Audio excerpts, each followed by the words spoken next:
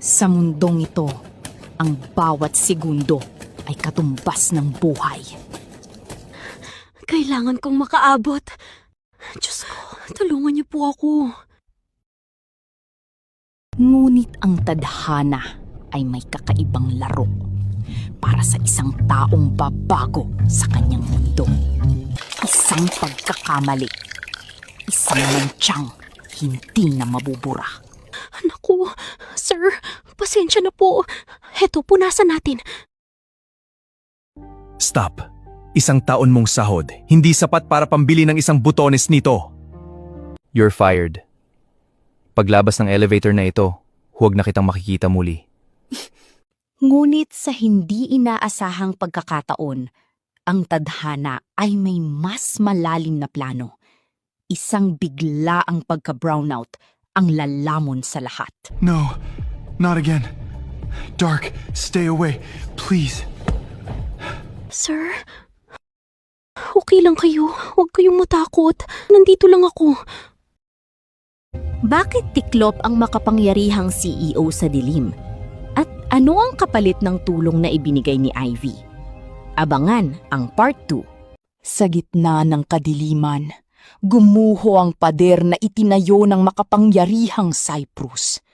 Dito, ang boss ay naging isang bata, natatakot at naliligaw. Hinga lang po ng malalim, sir. Isa, Dalawa. tatlo. Nandito ako. Hindi kita iiwan. Sino ang babaeng ito? Sa lahat ng mga taong nakapaligid sa akin, bakit ang boses niya lang ang nakakapagpatahimik sa takot ko? Ngunit, sa pagbukas ng pinto, ang katotohanan ay muling kakatok ng masakit. Cyprus! My God! Are you okay? At sino ang basurang ito na nakahawak sa'yo? Guard! Ilabas niyo ang babaeng ito! How dare she touch a billionaire like Mr. Cyprus? Para sa mga tulad ni Solen, ang dangal ng isang hamak na empleyado ay walang halaga sa harap ng salapi. Solen, stop. Siya ang babaeng nagliktra sa akin ngayon. Ligtas? Cyprus is just a nobody. Isang janitress na gustong umakyat sa lipunan. Hindi siya nobody. She is my fiancé. Sir, ano po ang sinasabi niyo? Sumunod ka lang kung gusto mong mabuhay ang lola mo. Isang kasinungalingan para sa isang buhay. Hanggang saan ang kayang isakripisyo ni Ivy para sa huling pamilyang mayroon siya? Abangan ang part 3. Mula sa dilim ng elevator, dinala si Ivy sa isang mundong akala niya ay sa panaginip lang makikita. Ngunit ang bawat kislap ng ginto ay may kapalit na anino. Sir, bakit niyo po ginawa yun? Bakit niyo sinabing fiancé niyo ako sa harap ng maraming tao? Kailangan ko ng protection laban sa pamilya ko at kailangan mo ng pera para sa lola mo. It's a business deal. Business deal? Ang buhay ko gagawin niyo lang negosyo? 6 months. Magpanggap ka lang na mahal mo ako sa harap ng media. Pagkatapos, babayaran ko ang lahat ng utang nyo. Isang pirma. Isang halagang kayang bumili ng kalayaan ng kanyang lola, pero kapalit ng kanyang sariling kaluluwa. Patawad, Lola. Gagawin ko ito para sa inyo.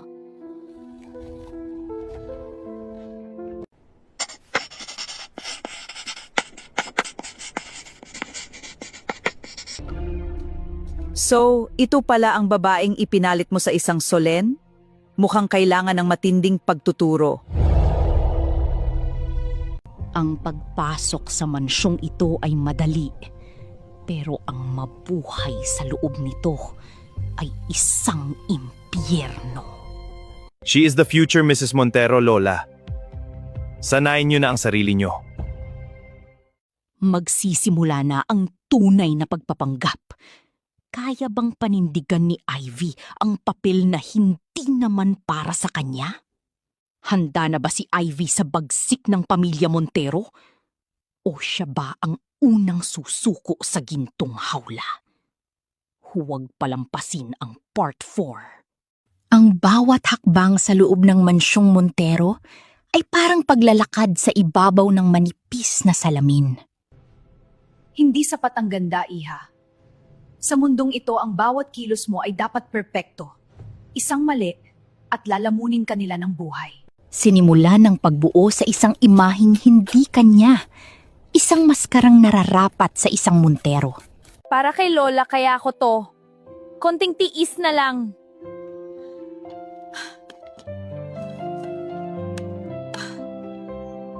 Mula sa malayo, tahimik na nagmamasid ang arkitekto ng kasinungalingang ito. Oh look, the maid is still a maid. Kahit balutin mo ng ginto ang basura, mabaho pa rin ito. Mabaho man ang basura sa tingin nyo, hindi ito nakakasakit ng kapwa gaya ng ugali nyo. How dare you talk back to me? Huwag mo susubukan, Solen. Hindi ka na bahagi ng buhay ko at mas lalong hindi mo hawak ang fiancé ko. Ayoko ng sugat sa balat mo. Mag-ingat ka dahil kailangan nating maging perpekto sa charity ball mamaya. Sa gitna ng tensyon, may isang pintig na hindi dapat maramdaman. Isang pag-aalala na wala sa kontrata.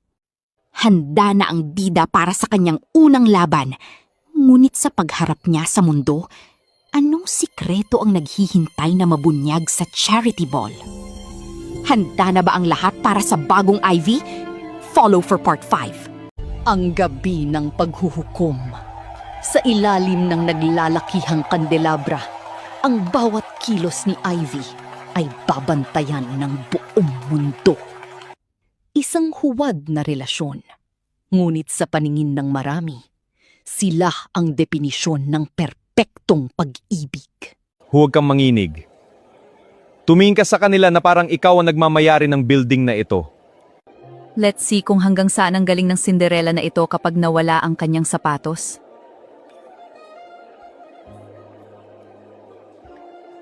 Miss Ivy, tutubang isa ka lang empleyado bago naging fiancé ni Mr. Montero? Paano mo siya naakit? Hindi mahalaga kung saan ako nanggaling. Ang mahalaga ay kung sino ako sa buhay ni Cypress ngayon. Hindi ba mahal? Exactly. She is my equal and soon she will be my wife. Ang bitag na inihanda para sa bida, sa kontrabida tumama. My dress! You did this on purpose, you peasant! Minsan mo na akong itinulak sa sahig at tinawag na basura, Solen. Ngayon, tingnan natin kung sino sa atin ang mukhang madumi. Tagumpay ang unang gabi. Ngunit sa likod ng kislap ng mga bituin, may isang bagong kaaway na nagmamasid. Sino ang lalaking nasa anino? Abangan ang susunod na kabanata. Ang gabing dapat ay pagpapakitang gilas ni Solen, naging isang malaking kahihiyan. You did this! Sinadya mong hiyain ako sa harap ng lahat! Miss Solen, ikaw ang lumapit sa akin at ikaw rin ang natisod. Ako pa ba ang may kasalanan sa sarili mong pagkakamali? Sa bawat hakbang ni Ivy, ramdam ang bigat ng isang babaeng hindi napapayag na muling tapakan. Hayaan mo, ipapadala ko ang bill ng dry cleaning sa opisina ni Cyprus. Ayokong sabihin nila na pinapabayaan namin ang mga dating kakilala. Ang bawat salita ni Ivy ay parang sampal na walang tunog. Ngunit mas masakit kaysa sa anumang pisikal na dahas. May kagat pala ang pusang ito. Mukhang hindi ako nagkamali sa pagpili sa kanya. Ayos lang ba ang lahat dito? O kailangan ko ng pakuha sa security ang mga panauhing hindi marunong mag-ingat? Sa gabing ito, natutunan ni Solen ang isang mahalagang aral. Huwag mong hamunin ang taong wala nang natitira, kundi ang kanyang dangal. Hindi ko akalaing may ganyan ka palang tapang. Mas magaling ka pa palang humarap sa kanya kaysa sa akin. Natuto lang po ako sa pinakamagaling. Sa inyo, sir. Isang laban ang natapos. Ngunit ang tunay na giit ng kanilang damdamin ay nagsisimula pa lamang. Ngunit hanggang kailan mananatiling pananggalang ang kanilang kasunduan? Tagumpay ang ganti. Ngunit sa bawat panalo, may bagong panganib na nagbabadya. Handa na ba ang puso ni Ivy sa susunod na kabanata? Follow for Part 7. Pagkatapos ng bagyo ng tensyon, isang katahimikan ang namayani. Katahimikang mas nakakabingi kaysa sa anumang sigawan. Nagawa ko nga. Nakaganti ako. Pero bakit parang mas bumibigat ang dibdib ko? Salamat kanina. Hindi ko inaasahan na itatayo mo ang dangal mo at ang pangalan ko. Ginawa ko lang ang tama, sir.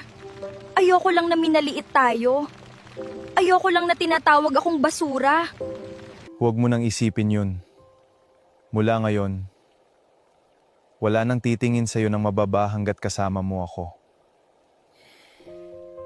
Sa ilalim ng mga bituin, ang kasunduang nasusulat sa papel ay unti-unting nabubura ng tunay na damdamin. Bakit tayo huminto rito, sir? Baka hinahanap na tayo ni Doña Victoria. Pagod na ako sa mga utos ni Lola. Ngayong gabi gusto ko lang maging ako. Kahit sandali lang. Alam ko ang pakiramdam ng laging kailangang maging matatag. Pero sir, hindi masamang magpahinga. Ivy, kung sakaling matapos ang 6 na buwan, gusto mo pa rin bang umalis? Sir, nasa kontrata po na... Kalimutan mo muna ang kontrata. Sumagot ka! Isang tanong na walang madaling sagot.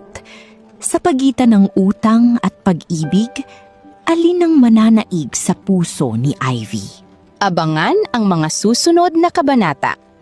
May mga tanong na hindi kailangan ng salita. Sapat na ang bilis ng pintig ng puso para sumagot. Sir, huwag niyo pong gawing biro ang ganitong bagay. Mahirap lang ako, madaling maniwala. Hindi ako nagbibiro. Sa loob ng elevator na yon, ikaw lang ang hindi tumakbo palayo sa akin. Ikaw lang ang naging totoo. Ngunit, sa gitna ng pangarap, laging may paalala ng malupit na katotohanan. Kailangan ko nang umuwi, sir. Sinugod daw si Lola sa ospital. Sakay, ako na ang magmamaneho. Huwag kang mag-alala, hindi ko siya pababayaan.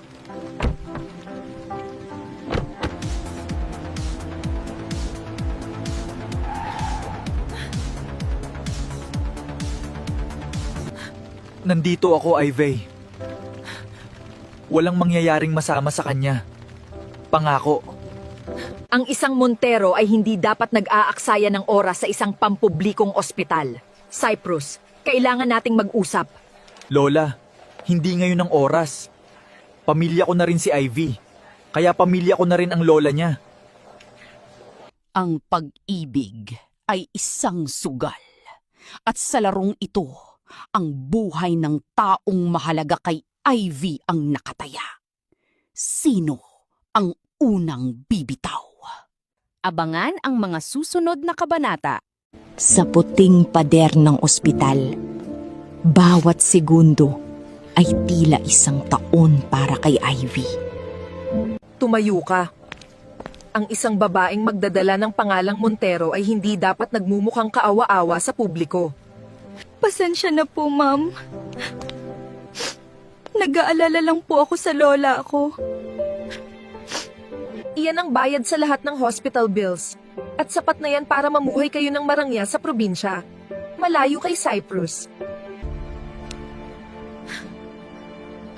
Binabayaran niyo po ba ako para iwan ng apo niyo?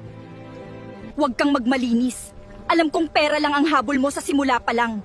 Kunin mo na ito bago pa maging abo ang lahat ng pinaghirapan mo.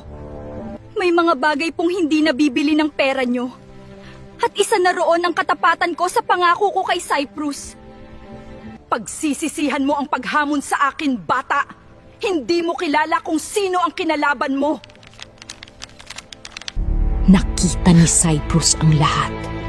Ang tapang ng babaeng pinili niyang maging kalasag. Ayos ka lang? Hayaan mo na siya. Dito ka lang sa tabi ko. Ang galit ng matanda ay apoy. Pero ang aninong nakamasid ay isang lason na dahan-dahang gumagapang. Sir, hanggang kailan natin kayang labanan ang lahat? Hanggat hawak mo ang kamay ko. Mabilis ang takbo ng oras. Ang 6 na buwang kasunduan ay malapit ng magwakas. Ngunit ang mga pusong nasasangkot ay hindi pa handang bumitaw. Kapag natapos ang kontratang ito, babalik na ba ako sa pagiging ordinaryong tao sa buhay niya? Hi, Cinderella. Mukhang tapos na ang maliligayang araw mo sa palasyo. May nagpadala sa akin ito. Patunay na binabayaran ka lang ni Cyprus para magpanggap. Isang malaking peke ang relasyon nyo. Ang bitag na matagal nang inihanda, tuluyan ng sumara. Anong ginagawa mo rito, Solen? Lumabas ka bago ko tawagin ng security. Bakit hindi mo tanungin ang fiancé mo? Alam ko na ang totoo, Cyprus. Peke ang lahat. At sisiguraduhin kong malalaman ito ng buong media bukas.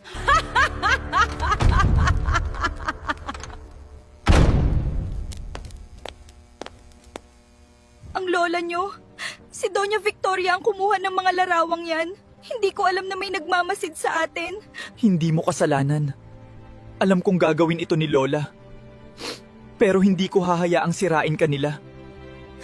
Ang hindi nila alam, ang impormasyong hawak ni Solen ay hindi galing sa matanda, kundi mula sa aninong matagal nang naghihintay ng tamang pagkakataon. Magtiwala ka sa akin, Ivy. Kung kailangang kalabanin ko ang buong mundo para protektahan ka, gagawin ko. Ang unang lamat sa kanilang kasunduan ay nagbunga ng totoong panganib. Kaya ba nilang lagpasan ang bagyong parating? Selyado na ang banta ni Solen.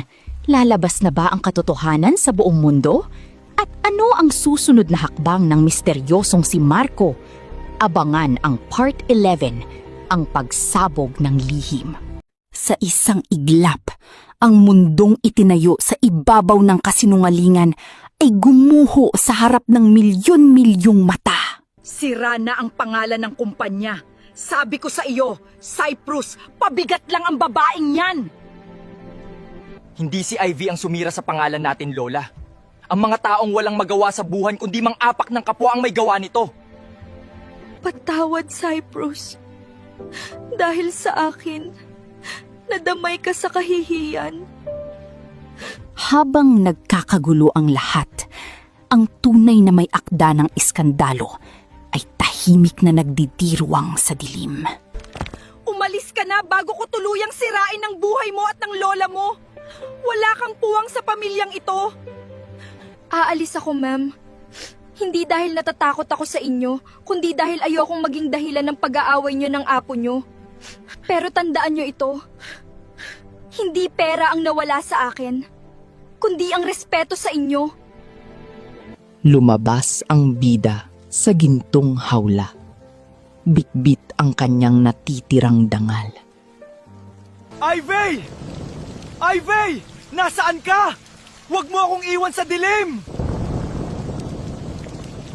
Sa pagkawala ng liwanag na nagligtas sa kanya, muling binalot ng takot ang makapangyarihang CEO. Hindi pa tapos ito, Cyprus. Kung kailangang ibunyag ko ang totoong may gawa nito para malinis ang pangalan mo, gagawin ko.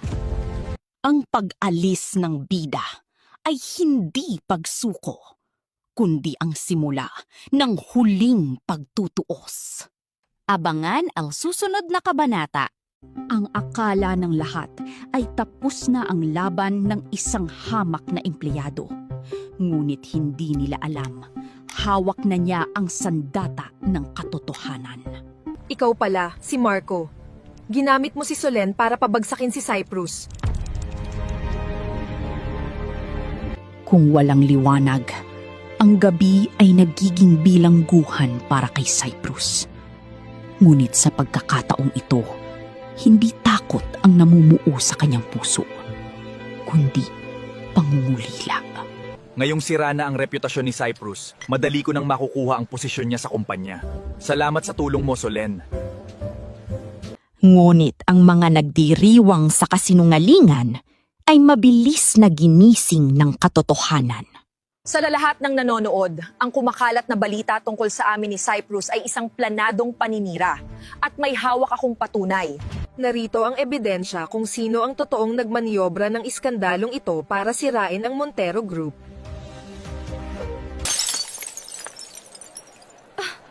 Paano niya nakuha ang kopya na yan? Ang babaeng pinalayas ko. Siya pa ang nagliligtas sa pangalan ng pamilya namin ngayon? Hindi ka talaga sumusuko, Ivy. Oo. Ako naman ang babawi sa iyo. Nabulgar ang anino.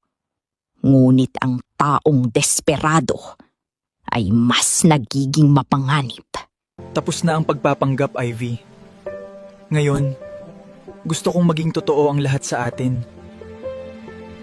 Nalinis ang pangalan, ngunit handa na ba ang pamilya Montero na tanggapin ang totoong reyna ng buhay ni Cyprus?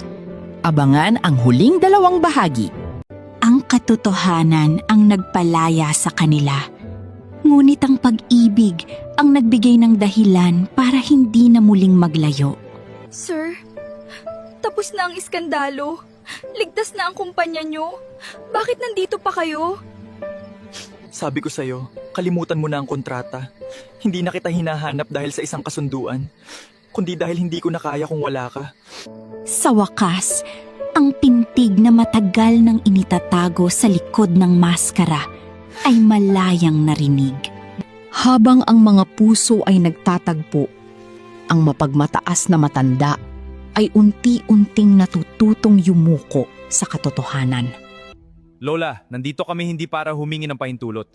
Nandito kami para sabihing si Ivy ang pakakasalan ko. Mayaman man tayo o mahirap. Ipinagtanggol mo ang pamilyang ito kahit itinaboy kita. Mas Montero ka pa kung kumilos kaysa sa mga taong may dugong maharlika. Patawad, Iha. Ang pinakamatibay na pader ay tuluyan ng natibag ng katapatan at tapang ng isang underdog. Akala niyo ba nanalo na kayo? Kung babagsak ako, isasama ko kayong dalawa. Ang taong nawalan ng lahat ay walang takot na maghasik ng dilim.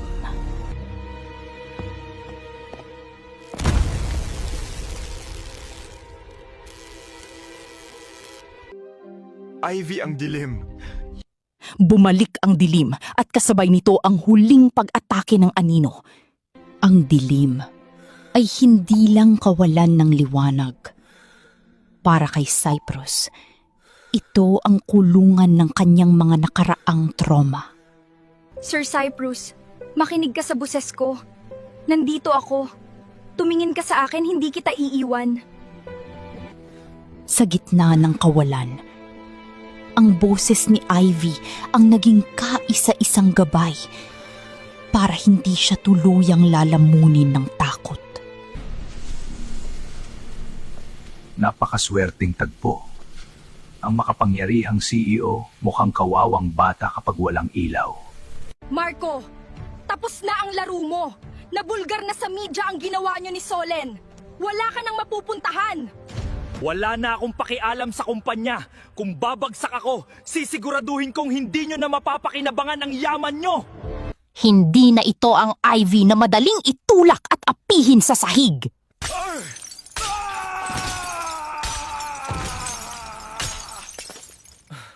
Buwisit ka. Ang pagtatangkang saktan ng kanyang liwanag ang tuluyang gumising sa natutulog na leon.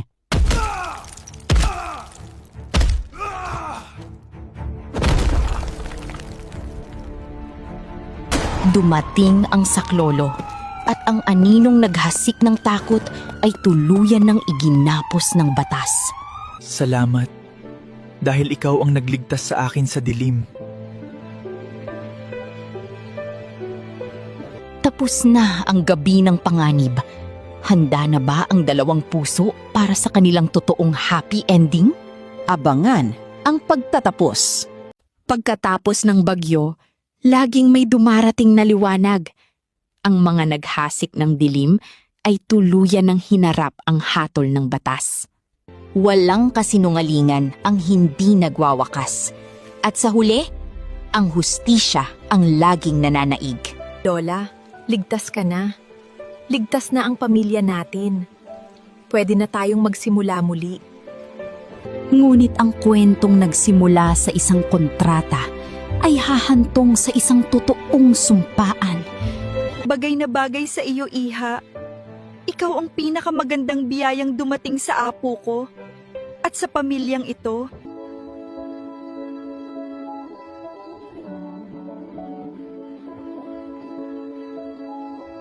Ang lalaking dating binalot ng yelo ang puso, ngayon ay natunaw sa init ng totoong pag-ibig.